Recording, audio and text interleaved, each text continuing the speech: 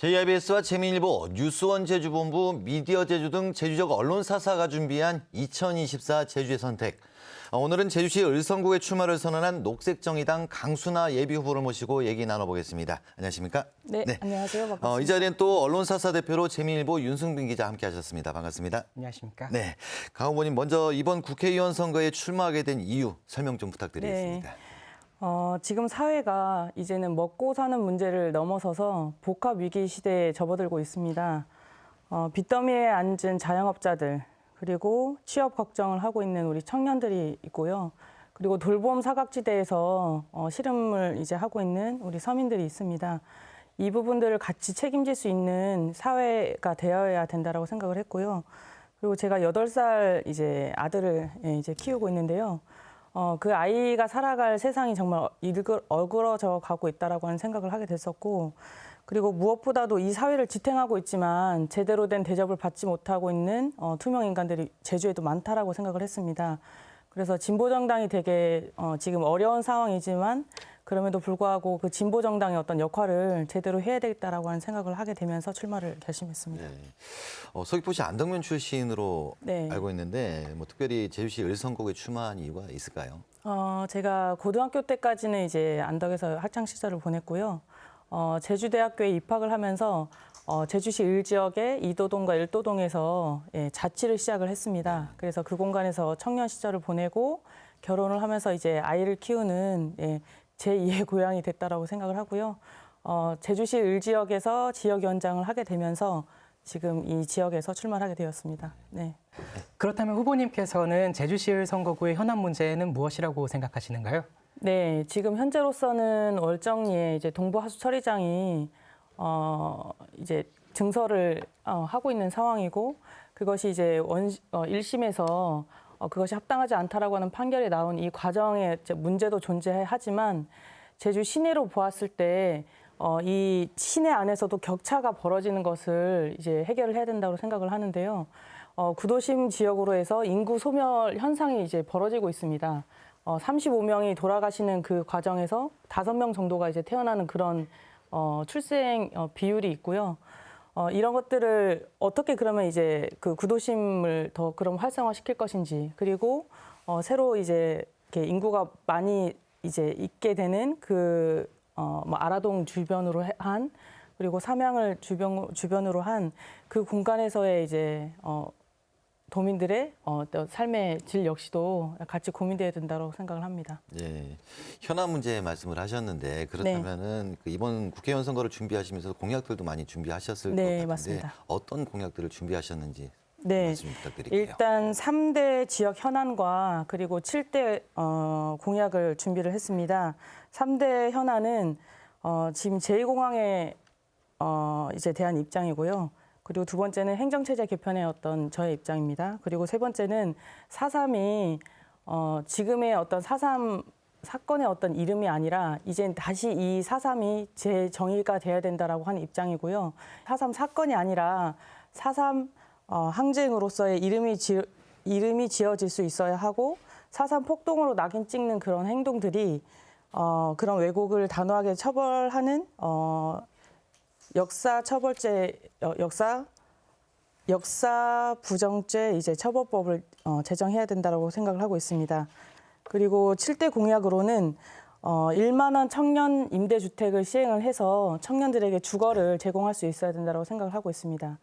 그리고 지금 이 사회가 되게 이 제주 안에서도 이제 다양한 어떤 사회 문제들이 발생을 하고 있는데 이것이 행정만으로는 이 해결을 할 수 없는 범위라고 생각을 하고요. 그래서 다양한 이제 사회 주체들이 모여서 그것을 해결할 수 있는 사회 혁신 파크를 조성하고자 합니다. 그리고 기후 위기를 대응할 수 있는 3법을 준비하고 있습니다. 네. 그리고 아까 서두에도 이제 제가 출마하게 되는 이제 과정에서 돌봄의 문제를 이제 거론을 했었는데요. 이 돌봄의 문제가 단순히 개인에게 맡겨지는 형태가 아니라 함께 육아를 돌봄하고 그리고 지역에서 마을 공동 돌봄을 실현할 수 있는 것, 그리고 전 국민이 이제 병원비 100만 원 상한제를 두어서 이것이 우리 사회가 함께 책임질 수 있는 돌봄으로 나아가야 된다라고 하는 입장을 갖고 있습니다. 그리고 제주가 5인 미만 사업장이 가장 많은 지역 중에 하나입니다. 그래서 5인 미만 사업장에는 이 근로기준법이 적용되지 못하는 과정에서 노동자들이 그 노동자로서의 어떤 권리를 이제 박탈당하고 있는데요. 5인 미만 사업장에 근로기준법을 적용시켜야 한다라고 하는 입장을 갖고 있습니다. 그리고 기후위기 시대에 맞이하는 과정에서도 고물가 시대의 어떤 그 시대와 같이 이제 연동해서 대중교통에 이제 1만 원 프리패스와 그리고 수요 응답형 반값 택시를 적용하겠다라고 하는 입장을 갖고 있습니다. 그리고 마지막으로 우리 농민들이 기후위기 시대에도 되게 힘드시지만 이 농산물이 제가격을 받지 못하는 과정에서 이 소득이 보장되지 않고 있는 과정이 있습니다.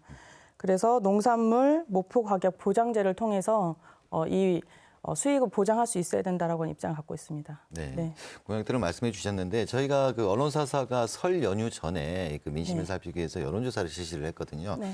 이 결과 가장 시급한 것은 물가 안정 그리고 민생 경제 이런 부분들이 꼽혔는데 네. 이 부분들은 어떻게 해결을 해야 한다고 생각을 하십니까? 지금 고민하고 있는 것은 이 지역 경제 활성화를 위한 3법을 저희가 고민을 하고 있는데요.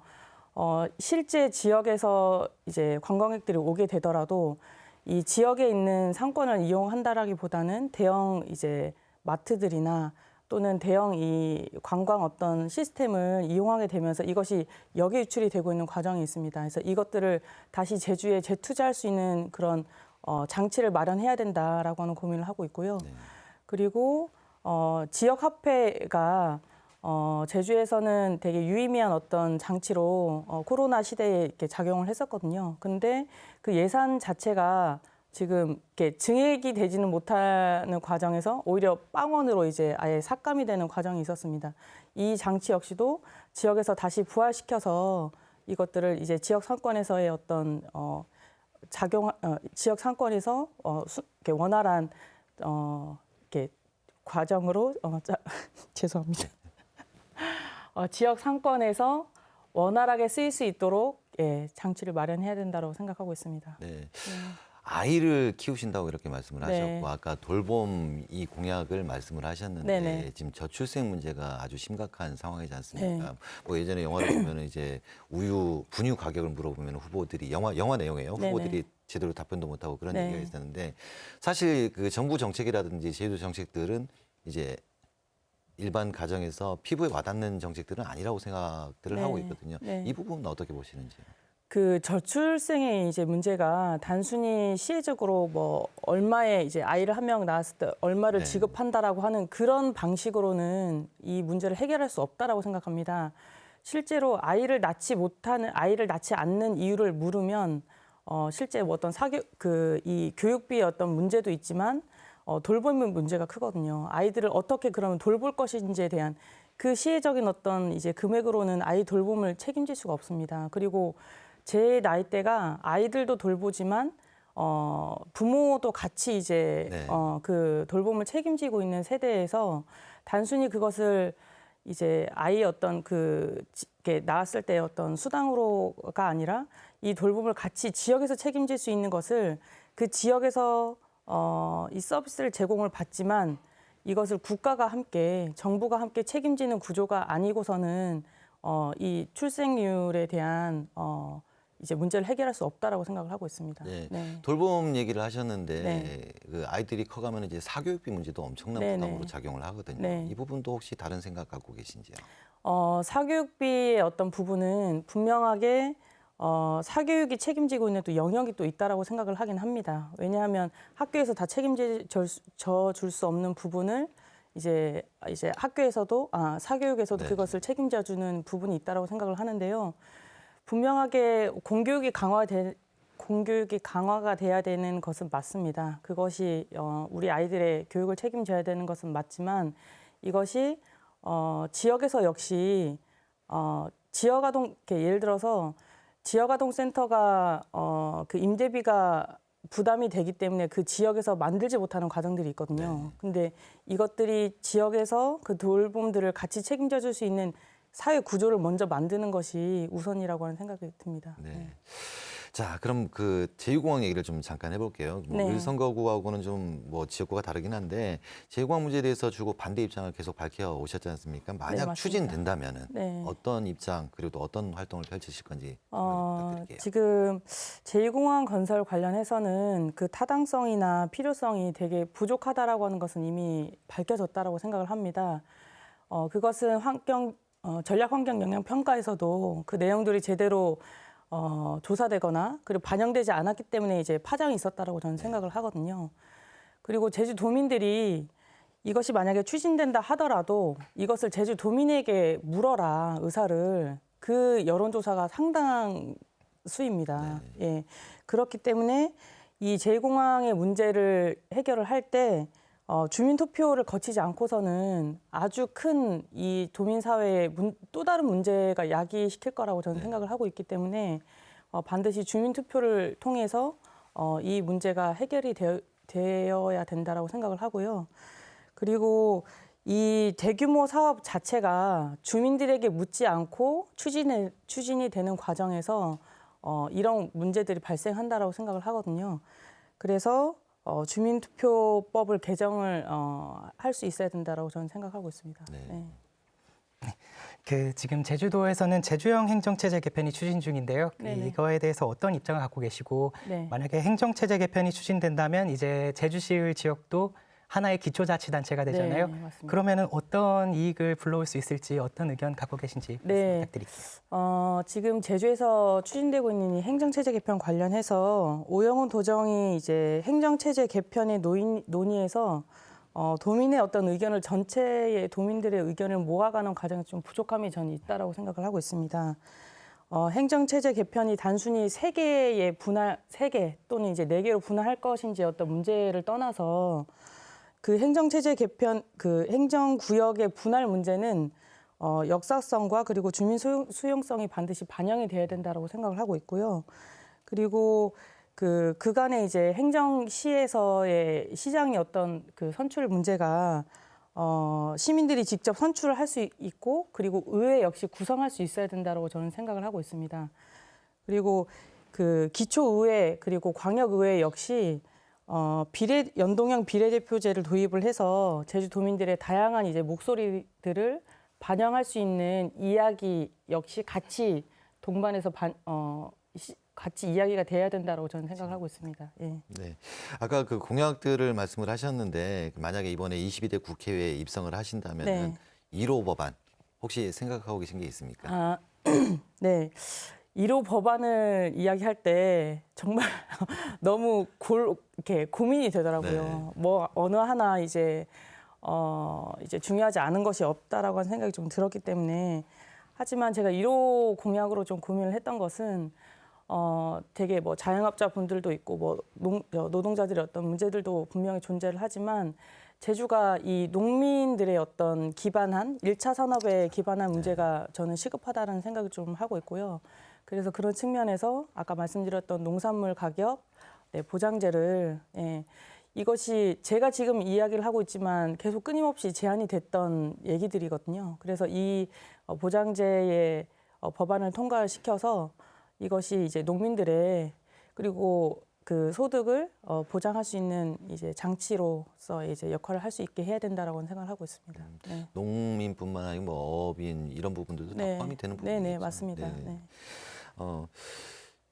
다음 질문은 좀 넘어가 볼게요. 이거 그 네. 22대 국회의원 선거가 그 국정 안정론이다 네. 아니면 뭐 정권 견제론이다 이런 말들이 아주 많지 않습니까? 네. 후보님께서는 이런 부분에 대해서 어떤 입장을 갖고 계신지 좀 일단 국정 안정론 역시 그것을 요구하는 의미가 전 있다라고 생각을 합니다. 하지만 그럼에도 불구하고 지금 윤석열 이제 정권이 이제 시작이 되고 민생이 매우 힘들어지는 과정에서 그것을 외면하고 오히려 그 거꾸로 역행하는 그런 모습을 보여왔던 것은 이제 국민들이 너무나 잘 알고 있습니다. 그것을 이제 그럼 어떻게 이 문제를 해결해야 될 것인지에 대한 부분은 반드시 심판은 전 있어야 된다고 생각을 하거든요.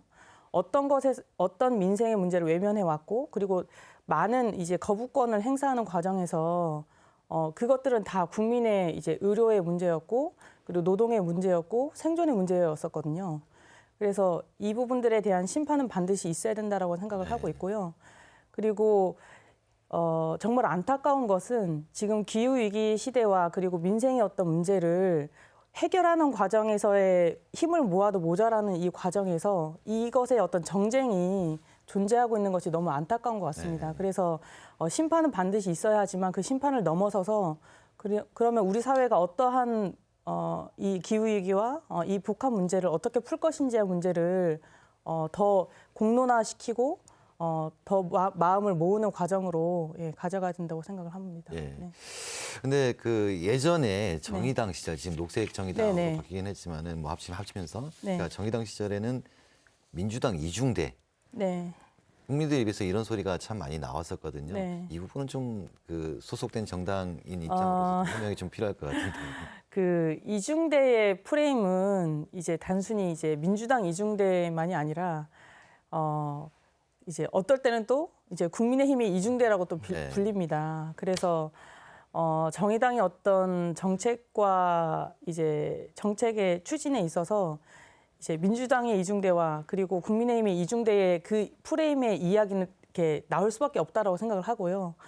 정의당이 진보 정당으로서의 어떤 역할에서의 그 이야기를 꺼내는 과정, 그 추진하는 과정은 그것대로 이때 그것은 이제 이 거대 양당 체계 안에서 자유로울 수 없다라고 생각을 하거든요. 그것이 제3당으로서의 어떤 네. 이제 위치에 있기 때문에 존재할 수밖에 없다고 생각하고요.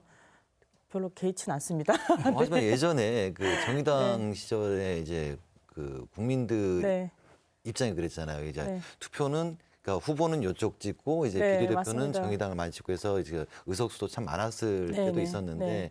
하지만 뭐 국민들 입장에서는 이제 기대를 많이 저버렸다 이런 얘기도 많이 나오고 있거든요. 네. 이 부분은 어떻게 보시는지요?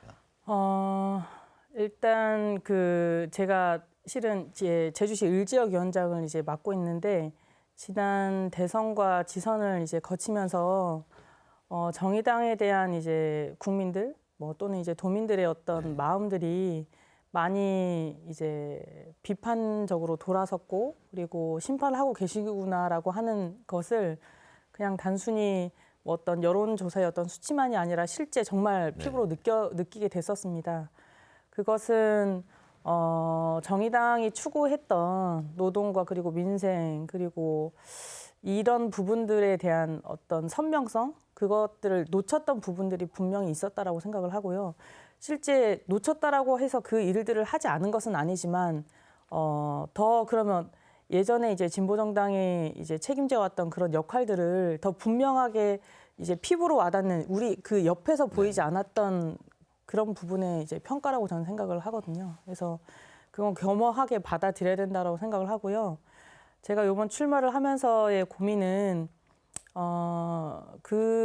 이제 그걸 겸허하게 받아들임에도 불구하고 그간에 못해 왔던 것들에 대한 다시의 어떤 성찰과 그럼에도 불구하고 이 진보 정당이 해야 하는 역할들을 분명하게 더 이제 공약으로 말씀드리고 그리고 실제 그것들을 추진해 나가는 과정에서 보여드릴 수밖에 없다라고 생각을 했습니다.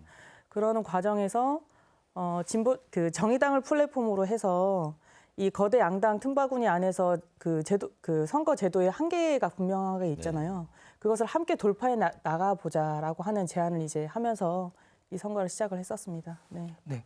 그러면 지금 22대 국회에서 이제 하고 싶은 역할 다 있으실 것 같은데 네네. 그럼 몇 석 정도 필요하다고 보시는가요? 다다익선이겠죠. 지금은 이제 6석으로 이제 그쳐 있다라고 생각을 이렇게 그쳐 있지만 실제 이 6석을 이제 어떻게 보존할 수 있을지에 대한 그리고 더 이렇게 의석을 확보해야 확보할 수 된다고 있을지. 생각을 합니다.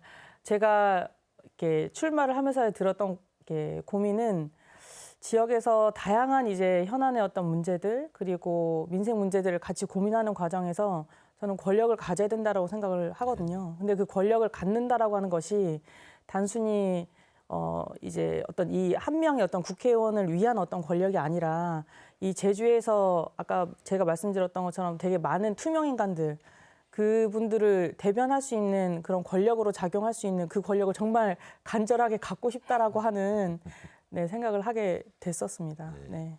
그럼 뭐 구체적으로 몇 석 정도를 해야 아, 이제 그 저희가 이제 고민하는 과정에서 연동 그 교섭 단체가 지금 20석이잖아요. 그래서 저는 10석이면 얼마나 좋을까라고 하는 생각을 좀 갖고 있고요. 그러니까 그 교섭 단체가 지금 20석이지만 10석으로 저는 줄여야 된다고 생각을 하거든요. 그래서 이제 10석까지는 못 되더라도 이제 10석을 지향하고 가야 되지 않나라고 생각을 합니다. 뭐 어쨌든 뭐 캐스팅 보드 역할을 할 수 있는 네, 네. 그런 의석수는 돼야 네. 한다 그런 말씀이신 것 네. 같고요. 어쨌든 그 제주시 을선거구는 이제 대진표가 확정이 거의 됐습니다. 확정이 네, 됐는데 상대당 후보들이 좀 있잖아요. 그 네. 본선 경쟁력은 어느 정도 있다고 보시는지. 아, 네. 제가 지금 제주시 을지역에서 녹색정의당 후보로 이제 출마를 했고 아마 어떤 이변이 있지 않은 한 제가 이제 후보로 아마 확정이 될 예정인데요. 본선 경쟁력이라고 하면 제가 고민했던 이제 선거에서의 과정은 이제 민주주의의 실현이라고 하는 생각을 하고 있었습니다. 근데 민주주의의 실현이라고 하는 것은 민이 주인이 되는 것이거든요. 이 민이라고 하는 것은 저 같은 사람이라고 생각을 합니다. 제가 이제 아이의 엄마이기도 하지만 요양보호사로서 이제 이렇게 일을 하고 있는데요. 저는 이제 되게 우리 도민과 닮아 있다라고 생각을 하거든요. 이제 일상에서 같이 생활을 하고 있고 그래서 그 이야기를 가장 잘 정확하게 명확하게 이야기할 수 있다라고 생각을 하고요. 이제 정치는 저는 우선순위와의 싸움이라고 생각을 하거든요. 예를 들어서 선거 때 되게 제가 이제 제안한 어떤 공약들과 어떤 다른 다양한 공약들이 있는데 선거 때마다 다 정말 좋은 공약들이 많이 나옵니다. 하지만 실제 이 회기가 시작이 되면 우선순위가 자꾸 밀리는 건 거죠. 예를 들어서 뭐 노란봉투법이라든지 뭐 중대재해기업처벌법이라든지 이런 것들이 필요성은 있지만 항상 정말 이 법안 하나 통과시키기 위해서 정말 너무 부단한 노력들을 하거든요. 이것들이 먹히지 않는 이것은 저는 민이 주인이 되고 있지 못하는 과정이라고 생각을 합니다. 그래서 그것을 가장 명확하게 그리고 신념을 갖고 추진할 수 있는 저의 이제 그것이 저의 어떤 경쟁력이라고 생각을 하고요. 뭐 물론 이제 여론조사를 봐서 아시겠지만 정말 격차는 정말 이제 차이가 많이 나긴 하죠. 하지만 이제 그것을 가장 추진할 수 있는 것은 저희다라고 말씀드리고 싶습니다. 뭐 어쨌든 그 선거 과정에서 네. 그 지지율 좀 차이가 난다고 말씀하셨는데 진보당과 연대 가능성을 열어놓은 것으로 알고 있어요. 네네. 그 녹색정의당 중앙당 차원의 입장인지 아니면 도당 차원의 입장인지 좀 여쭙고 싶습니다. 제주에서 이제 진보 사당 연석회의가 계속 진행이 됐었고요. 그 안에서 이제 이 선거연대 같이 이렇게 선거연대 역시도 같이 진행을 해보자라고 하는 이야기도 나오기도 했었습니다.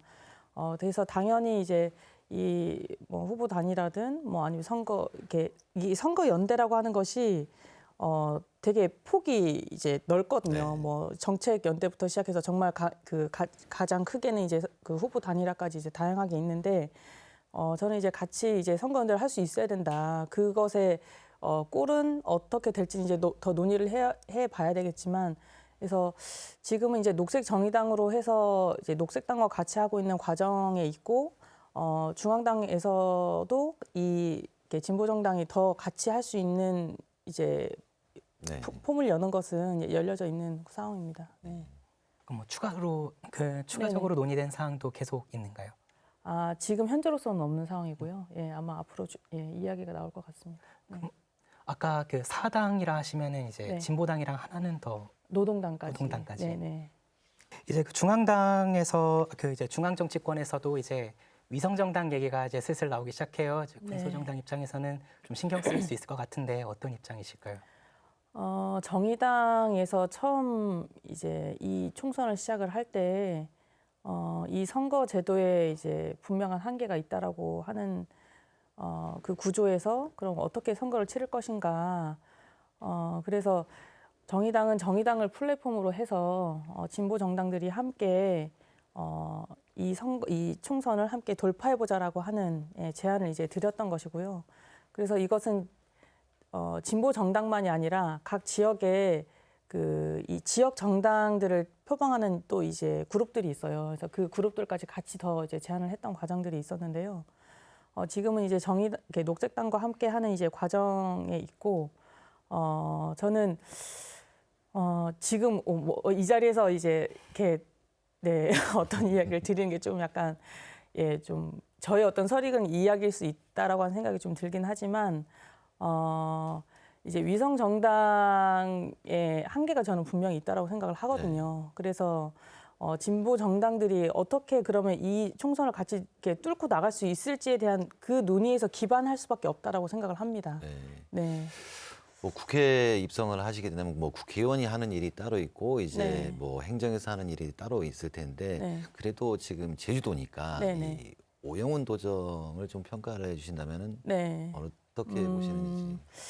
오영훈 도정 이제 이제 평가 네. 뭐 이렇게 보면 이렇게 뭐 거의 비슷하기도 하고 조금 이제 높기도 하고 이렇게 되긴 하더라고요. 근데 조금 아쉬운 것은 제가 실은 그 월정리의 그 투쟁을 같이 하는 과정에서도 이제 느꼈던 것인데 소통 부재인 것 같습니다. 네.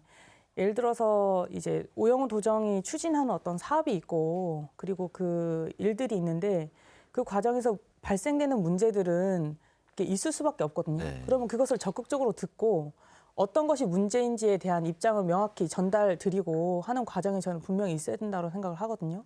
그리고 이것은 단순히 이제 월정리뿐만이 아니라 제2공항 역시 그렇다라고 저는 생각을 합니다. 그 반대에는 그것을 반대를 하는 어떤 의견이 분명히 있는 것인데 그것 또한 도민들이거든요. 근데 그 의견들을 적극적으로 듣지 못하는 과정, 그것에 대한 조금 아쉬움이 저는 있다라고 생각을 하고요. 네, 그렇습니다. 지금 소통 부재 말씀을 하셨는데 그 월정리 공사와 관련해 가지고 법원에서 일단 이제 판결이 나왔지 않습니까? 네. 이 부분은 이제 앞으로 어떻게 해야 할 거라고 생각을 하시는지요? 실제 지금 월정리 관련해서는 다 아직 해결이 이렇게 끝난 문제는 아닙니다. 뭐 공사는 시작이 되고 있긴 하지만 8명의 이제 해녀분들을 포함해서 진보정당의 활동가들이라든지 그 제주도민에서 그 시민연대를 만들었었는데 그 공간에서 같이 활동을 했던 활동가들이 같이 지금 조사를 받고 있는 과정에 있거든요. 이 문제가 또 해결되지 않은 과정이 있고 그리고 1심에서 이제 이것이 무효다라고 하는 판결이 나온 것은 그 근거가 있습니다. 도정에서 이제 미비했던 과정들에 대한 부분에 대한 심판이었거든요. 네. 이것에 대한 저는 사과 먼저 진행이 돼야 된다고 생각을 하고요. 그 과정에서 해녀분들이 정말 너무 힘드셨었거든요. 그 경찰 조사 과정에서도 그렇고. 그래서 원래는 이 마을 이제 월정리 마을 자체도 이제 같이 반대를 하고 있던 과정에서 나중에는 이제 협의체가 생기면서 이제 진행이 됐던 건데 이 해녀들뿐만이 아니라 이 마을에 저는 공식적인 사과를 진행해야 된다라고 저는 생각을 하고요. 그리고 어떤 것이 문제였는지에 대한 것을 다시 이야기할 수 있어야 된다고 저는 생각을 합니다. 그리고 공사가 일단 중단이 돼야 된다고 생각을 합니다. 네. 알겠습니다. 자, 마지막으로 도민들께 하고 싶은 말씀 한마디 좀 네. 부탁드리겠습니다. 절망의 정치의 시대였던 것 같습니다. 지금까지의 모습은. 하지만 저는 정치가 제 역할을 할 수 있을 때만이 이 사회가 변화할 수 있다고 생각을 하고 있습니다. 먹고 사는 문제를 넘어서 지금 복합 위기의 시대, 어느 하나의 문제가 아니라 다방면에서의 문제들이 우리의 삶을 짓누르고 있다고 저는 생각을 하고 있습니다. 진보 정치의 이제 위기의 어떤 시기도 맞이한 이 순간이라고 생각을 하는데요. 그것을 풀 수 있는 것은 이제 우리 도민들을 닮아 있고 그리고 국민들을 닮아 있는 진보 정당들의 어떤 역할이 분명히 있다고 생각을 하고 있습니다. 희망의 정치가 되고 싶었습니다. 그래서 진보 정당이 해야 될 부분들 그리고 꼭 대변해야 할 우리 국민들, 도민들을 이야기하고 싶었었습니다. 지금 기후위기의 시대에서 농민들 역시 씨름하고 있고 그 문제가 우리 일상에까지 이제 영향을 미치고 있는 과정인데요. 이것을 함께 풀 수 있어야 된다고 생각을 합니다. 그리고 지금 윤석열 정권의 심판이 반드시 있어야 하고 그 심판을 넘어서서 그럼 우리가 어떠한 사회로 나아가야 할지에 대한 그 공론의 장을 축제처럼 함께 하고 싶은 그 마음으로 이번 출마를 하게 되었습니다.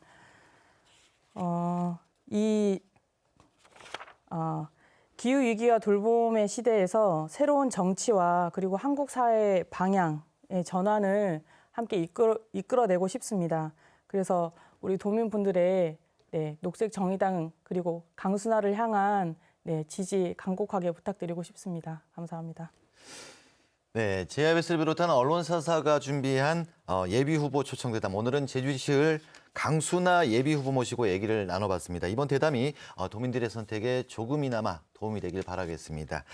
강순화 예비후보와의 만남은 오늘 여기서 마치겠습니다. 예, 고맙습니다. 네, 감사합니다.